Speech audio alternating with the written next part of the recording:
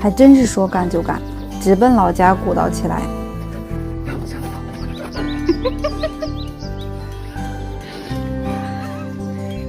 可沉了。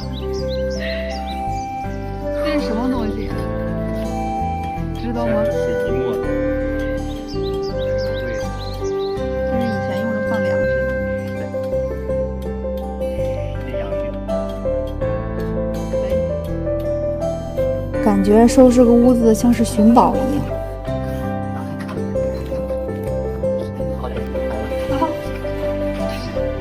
怕没看。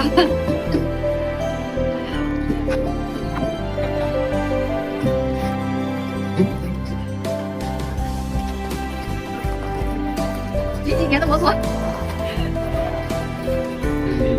你干嘛呢？那你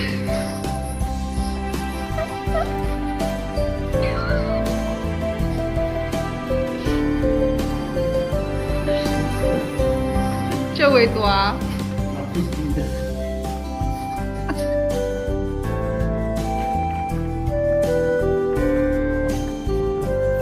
说实话，到现在我还有点没跟上节奏，咋说鼓捣就鼓捣上了呢？不过还是挺期待你们的成果的，加油哦！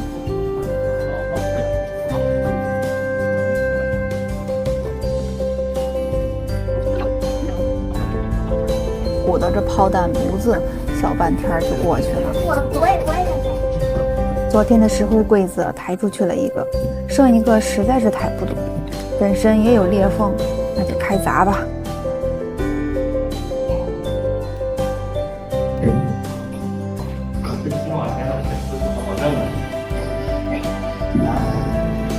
不好鼓啊！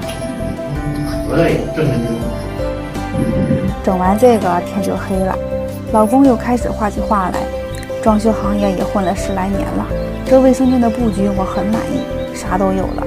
其实村里的房子住着不方便，主要是在冬天，一是上厕所不方便，二是冬天屋里太冷。老公说这2件事肯定先给解决了。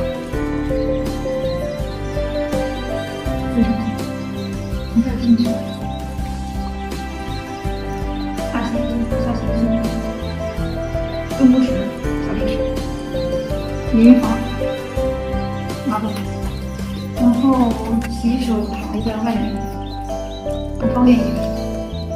俗话说门前种3树，家兴富3代。石榴树寓意着多子多福，家庭事业红红火火。看着树不大，但是树根很深。老公用了洪荒之力，推铲拔一顿神操作，终于把它给弄出来了。更难搞的是这棵小小的葡萄树，老公对它发动了拔河技能，根本是不管用的，用锯把枝干锯掉才弄出来了。早点听我的，就不用费这么大劲了吧？今天就到这儿，明天继续吧。别的处理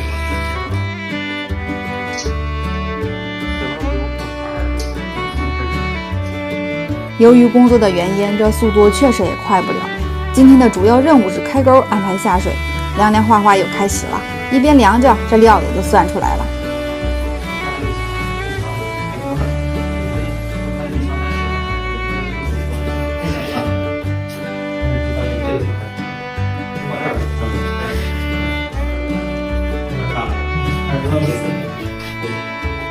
由于要安装热水器，厕所的电也要改动，墙上的水管也给安排上。还是要安排上专业的设备呀。线画好了，开始整呀，这工具又不给力了，螺丝生锈了，锯片换不下来。要打仗了，结果发现枪坏了。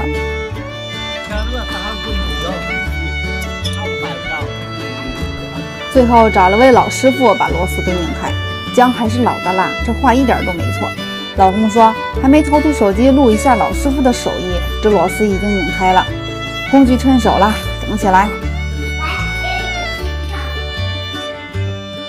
搞完了，明天还行吧？明天去吧，今天再完了。今天的任务是继续开沟和清除垃圾。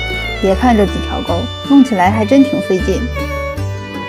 今天外边这个有动工。俗话说得好，劳动人民最光荣。这干活的男人，是比平时帅。这每年啊，到了花生秋收的季节，便能看到田间地头三五成群的人们在地里拾花生。再低头看看屏幕里的这俩人，还真有点拾花生的那个范儿。听见村里大喇叭旁卖油条的来了，搭载着顺风车买油条去。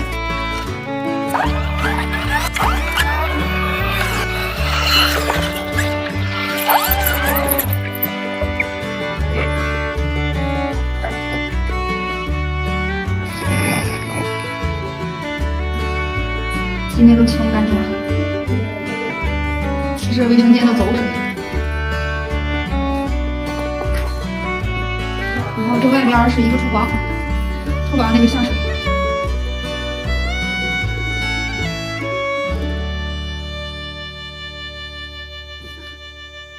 从这拐过去，这要一直出去。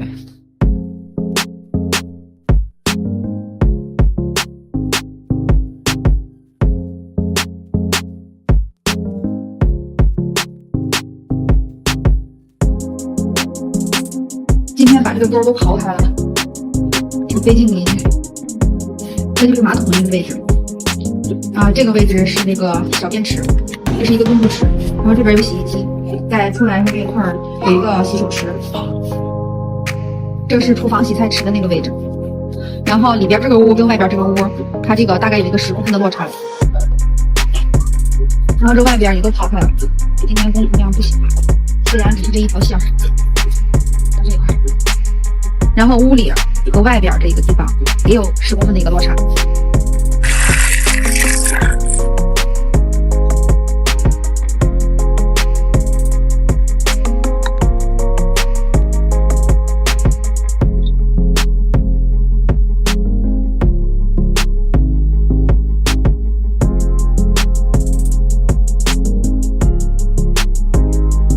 老家改造的第10天，今天的任务是掩埋化粪池和引总水入屋。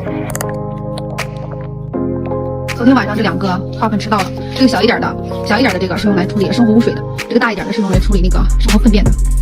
安装试水，开始掩埋。这是水管，准备改水管，先关闭水管锁阀门，开始接管。今天老公把这个水管引到屋里去了，这边引条管进去，然后顺着挖的这个沟，然后屋里的那个水管锁阀门在这儿，这个洗菜池的这个位置。老家改造的第12天，今天的主要任务是改厕所里的水管。院里的下水和屋里的总水管已经弄好了，所以先把不需要改动的沟埋起来，这样更方便干活。卫生间开始开槽。开始连接和布置水管。水管改完了，这是马桶的小水，这是淋浴房，这是热水，这是冷水，左热右冷。这是热水器的位置，也是左热右冷。然后这下边这个位置是那个小便池的上面，这个高的是洗衣机的位置，下边就是洗手池的位置，也是左热右冷。出来这一块是洗菜池的位置，也是水管的阀门。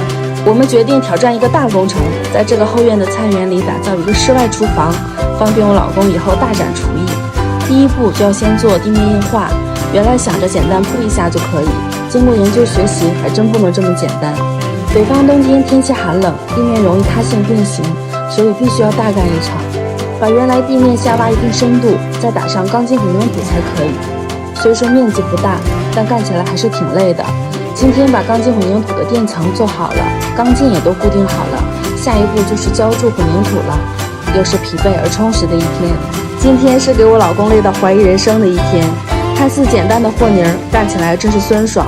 我们之前做好了基础垫层，今天打混凝土，一共就7.56平的面积，商混买不来，找人又犯不上，自己上网学习了混凝土的配比，老公自制的C25混凝土，他用这大铁盆一共搅拌了11盆，这哪是和泥巴啊，它直接变成了人工搅拌机。他一个人配比、搅拌、浇筑、抹平，他真是仅凭一己之力干了几个人的活儿。混凝土经过努力终于做好了，就等着养护几天开始铺地砖了。老公经过不断的努力学习，今天终于把配电箱装好了。先开槽，后穿线，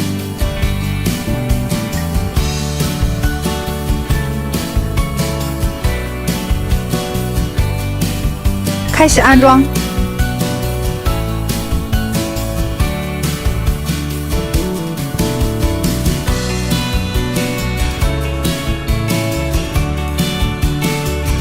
上盖板。今天来看一个不会烧柴火的人怎么搭起的柴火灶。我们的小院改造都是老公亲力亲为，每一处都是用了心的。所有的活之前也都没有干过，这也不是他的专业领域，不会的就上网学，一边学一边干，错了就改，不断尝试。人生需要体验。可能对于专业的人来说，我们很多地方做得不够好，甚至有点搞笑。每个人擅长的领域不一样，我们确实是在一个不专业的领域干着不擅长的事，但亲手改造小院的意义就是通过自己的双手打造向往的生活。一砖一瓦，一草一木，都有自己的心血和温度，享受这个不断变好的过程，自己能真切地感受到沉甸甸的收获感和成就感。这几年城市里充满了浮躁的气息和压力，我们需要一处可以让心安静、治愈焦虑的地方，让内心平和而放松，才能真正地感受到生命的意义和美好。柴火灶砌好了，怎么能没有烟囱呢？我们今天的目标就是把烟囱和灶台砌好，再抹上水泥。天气也越来越冷了，我们要加快进程。一回生，二回熟，有了上次砌灶的体验，这次明显速度变快了，但还是高估了自己的实力。在他全神贯注、认认真真的操作下，成功的把烟囱砌歪了。好在我们还有一根陶土的烟囱，可以及时止损，直接安上就可以了，不然他又得返工了。烟囱完成了，开始砌灶台。灶台相对来说就容易了很多，横平竖直的垒就行了。我们后期要画上实木的台面，由于中间的跨度太大，所以提前预留了角铁做支撑。时间紧迫，我们抓紧把水泥砂浆抹上。由于经验不足，边边角角油太多了，还有圆形的灶台都不太好抹，干起来还是有点吃力。就这样，我们干了一天，天都快黑了。紧赶慢赶，总算是干完了。室外厨房的进程终又推进了一步，真是处处是挑战啊！我们的室外厨房终于要安棚了。在做地面硬化之前，我们提前预埋了原木柱子做支撑。很多粉丝好心提醒我们说，木头直接埋在土里会腐烂，其实我们做了保护。我们之前在天气好的时候准备好了木料，并刷了木蜡油，这些基础的工作做好了。今天任务就是安装，终于是把他不喜欢干的水泥活干完了，轮到木工活上场了。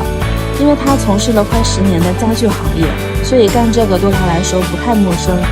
天气好像知道我们要安装雨棚，框架还没有打完就下起了雨。老公在雨中坚持把框架做好了。由于雨太大，而且又下了2天的雪，我们再来小院的时候已经银装素裹了。框架打完了，安棚就很快了，量好尺寸，用螺丝固定好就完工了。雨后的天气真的太冷了，防水材料都被冻硬了，安装不了，只能再等等啦。